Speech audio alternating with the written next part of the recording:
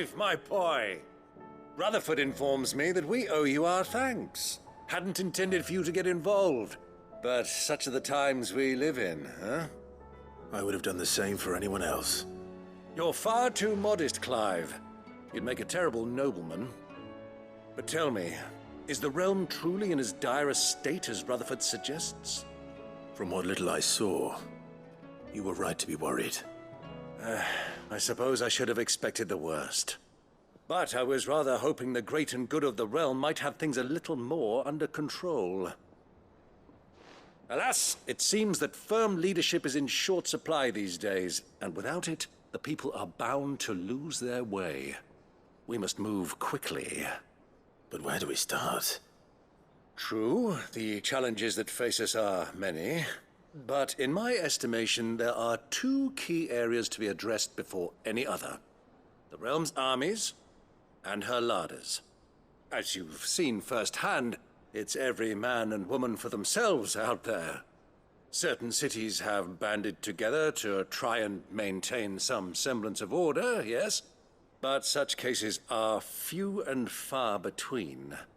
And yet, the only remedy for the chaos that faces us is unity. A unity that transcends even the borders laid down by our ancestors. In short, if Storm does not stand together, she will fall apart. But how would one even begin to unite the realm? The armies, my boy. As I told you already, we begin by restoring order among the ranks of those sworn to maintain it. Sadly, I doubt I could convince even the lowliest gaggle of privates to dig a latrine together. But I do know someone the High Commanders have been known to listen to on occasion. Field Marshal Eugen Havel. I thought he was retired. He was, until an Akashic army tore through Randalar and killed most of the rank and file. There is no man alive more capable. Literally. And as luck would have it, I've already spoken with him on the matter. Of course you have.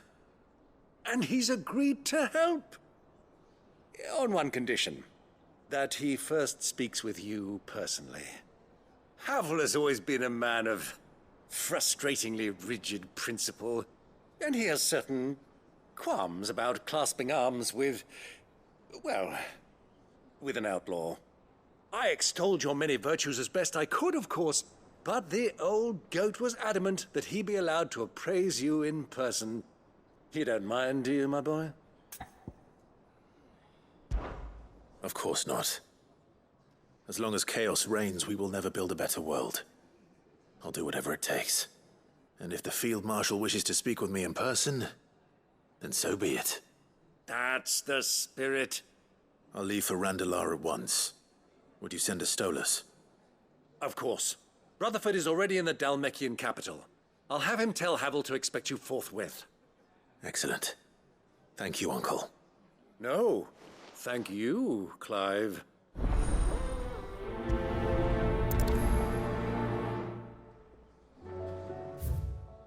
Don't worry, my boy.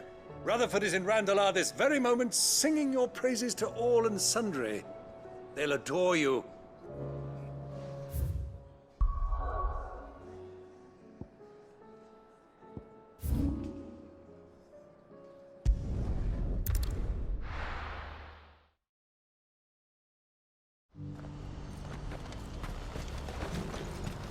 Do you see that too?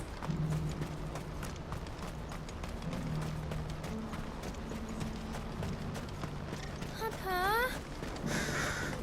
What is it? Oh, please. Just make it stop. I'm scared.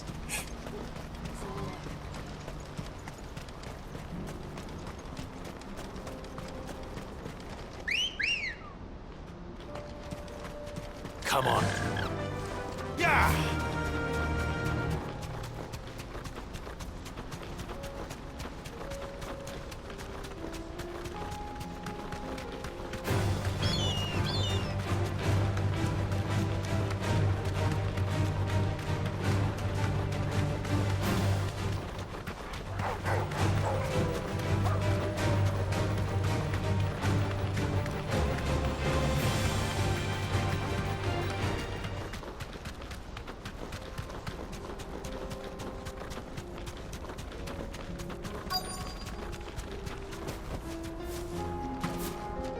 be Rutherford, can it?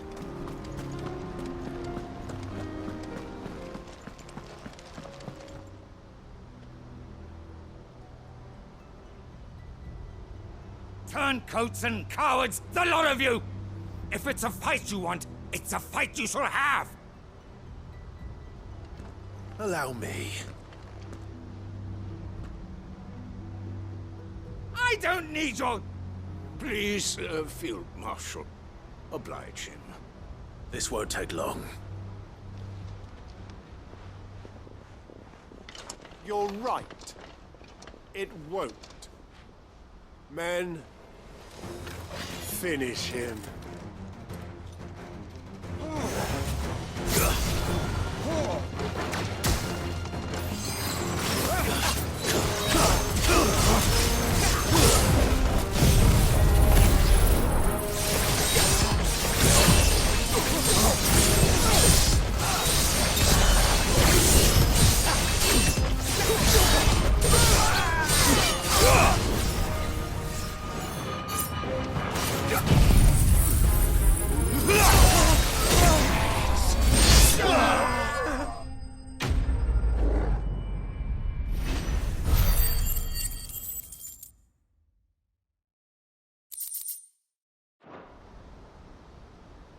A little longer than I'd have liked.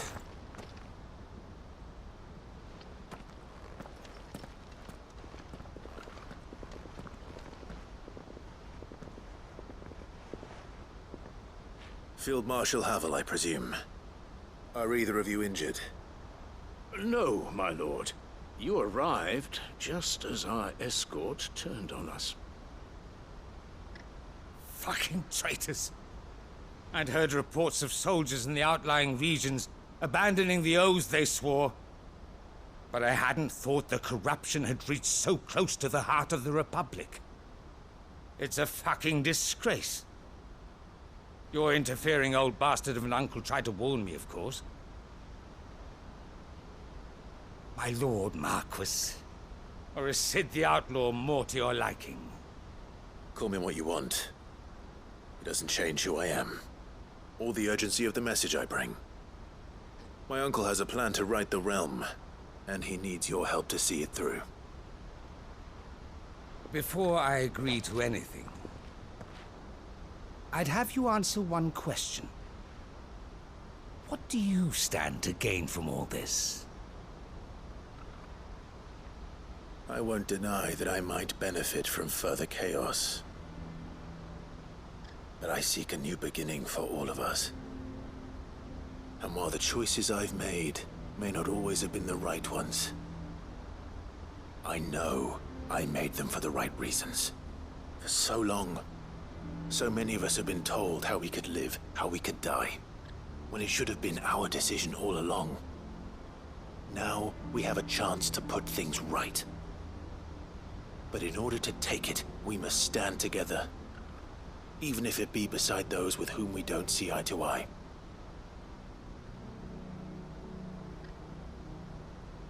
Certainly not the words I expected from an outlaw. But perhaps your uncle was right. You are no ordinary outlaw. I'll never hear the end of this.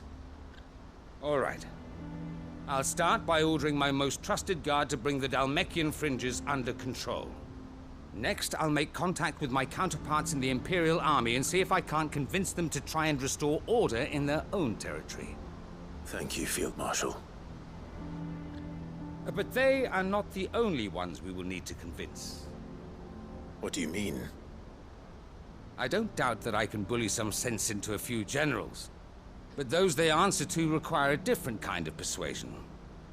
And when it comes to honeyed words, well, we will need an envoy.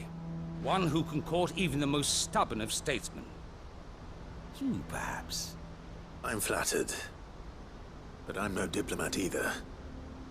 And I have other problems to attend to. What we need is a skilled arbitrator. And I may know just the person. Is that so? And would he happen to be an outlaw too? Of a different kind, perhaps. Beggars can't be choosers. I suppose we'll all have to find a little of the outlaw in ourselves if we're to make it through this. Very well. Send your man to me right away. I shall.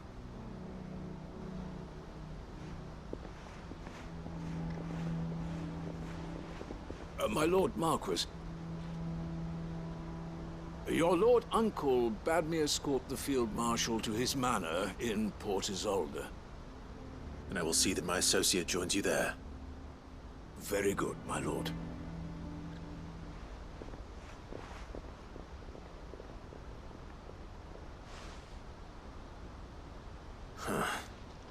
An envoy.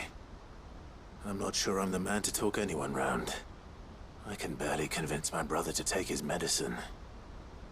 No. This is a job for someone with experience. Someone like Quentin. I hope I can convince him at least.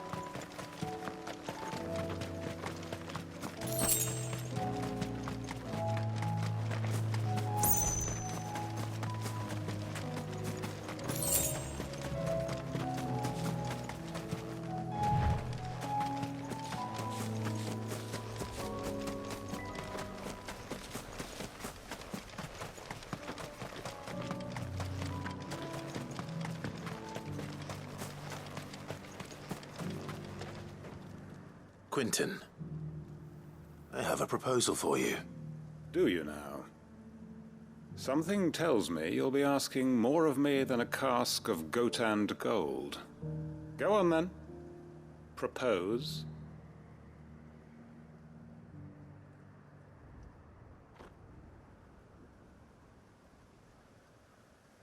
You'd have me convince the chiefs and chamberlains of the realm that they should simply swallow their pride and do the one thing that has proved impossible for thousands of years. Was there anything else? Perhaps I can fetch you a meat pie as well. I know it's a lot to ask, but I can think of none better suited to the role. And you'd have me give up what little I have left to do it. I told you, Clive. The people of Lostwing are my family, and I cannot abandon them. You'll have to find someone else. I'm sorry to hear that. So am I. And why might that be? What he's asking. How's it any different to what you've done so far? They want you to speak for those who can't speak for themselves. That's what you do best. If it's the vineyard you're worried about, we'll see that the grapes are picked and the tons filled. You know we will. It's not that. Then what is it? You said yourself we're family. Don't you trust us? You know that's not what I'm... Then what are you saying? That only we are worth saving? Why turn your back on everyone else? You convinced us we could build new lives for ourselves, and if you can do that, who's to say you couldn't convince the entire realm? A stirring argument. I fear that any rejoinder I make might fall somewhat flat by comparison. So you'll join us? Where do you need me? Field Marshal Havel will want to speak with you in person. He's currently in Port Isolde. I can arrange for a party of Cursebreakers to accompany you there. That would be very much appreciated. I hear the roads are far from safe these days. Hopefully not for long. My uncle will want to know that his plan is taking shape. Any statesmen we speak with are liable to resist our entreaties if they feel that what little power remains to them is at stake. They must be dealt with skillfully. I shall not repeat the errors of my past.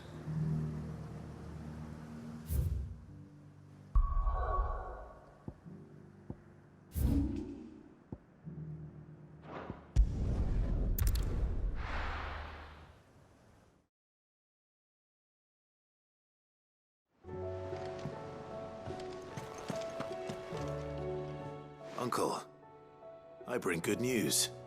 The Field Marshal has agreed to your plan. Ha! Of course he has. I didn't doubt you for a moment, dear boy. Rutherford is accompanying him back to your manor in Porter's Alder as we speak. They will await your return there. As will one other. One other? Who, exactly?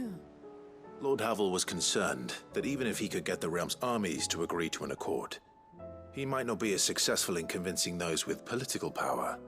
He asked if I might have a solution, and I suggested a certain Imperial Lord Magistrate turned Liberator. One of your co-conspirators? Master Quinton would probably call me one of his, but yes. Another outlaw, then. Just the thing we need to put these rotten politicos in their places. Good thinking, Clive. I'm glad you approve. The more the merrier, eh? Uncle, assuming Havel and Quinton can solve our problem with the armies, you still haven't mentioned how we might manage the grain shortages. Oh, don't you worry, my boy. The 7 high houses will be seeing to that. They have all agreed to make the most generous of donations. Oh, of course, it did take a little persuasion, but luckily I had some unexpected help. From who? Why, you, my boy. Rumor has it that you rescued the Lady Ariane's head steward Rockford from a horde of bloodthirsty bandits. It was more of a handful. Well, the old battle axe was so pleased. She had a shipload of talents delivered to my private docks by the next new moon. And when the other houses saw the parsimonious old crone's purse strings finally loosen, they as good as tripped over themselves in the rush to follow suit. I'm happy to hear it. Now, I must be getting back to the manor.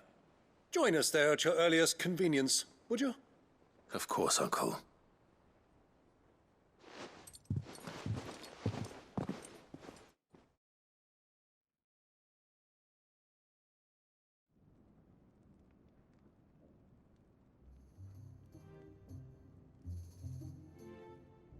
And how, pray tell, will we get that grain to the capital if the roads are still overrun with Akashic?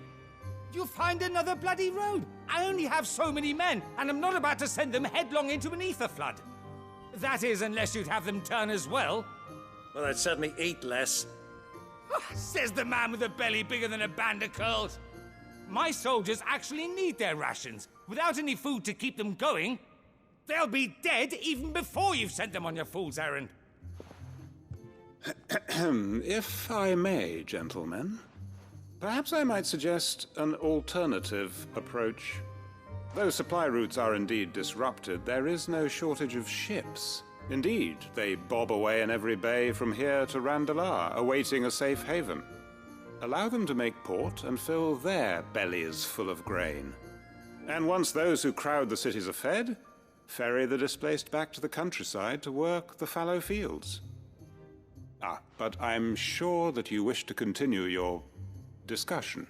Forgive the interruption. 2 such firm friends as yourselves need no help from the likes of me. Rutherford spoke fondly of the great bond between you. Us? Friends? I can't stand the man. Clive, I'm beginning to question the quality of the company you keep. And what kind of company were you expecting him to keep? The man's a criminal. Criminal? How dare you? You are not fit to breathe the same air as this fine, upstanding young gentleman. Upstanding? He calls himself Sid the Bloody Outlaw! Once more unto the breach.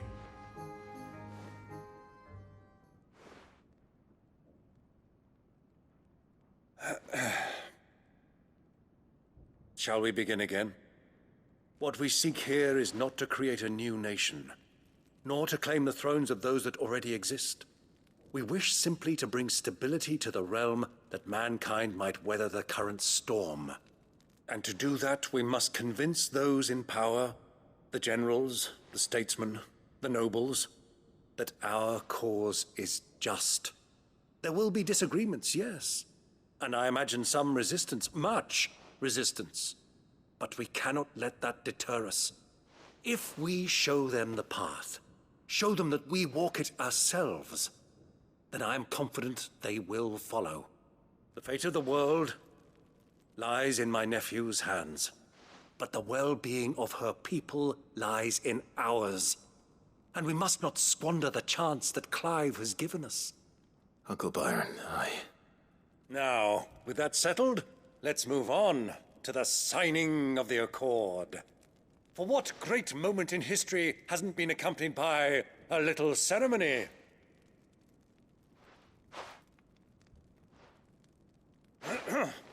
Citizens of Valisthea, I present to you the Triunity. Rutherford, Mike Will.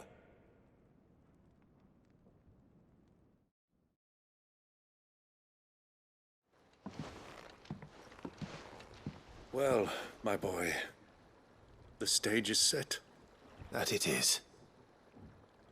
This is the role you were born for. Now I ask only that you trust in the talents of your supporting cast. We shall play our parts to the best of our abilities, that you might have the opportunity to shine. The realm needs its Sir Crandall,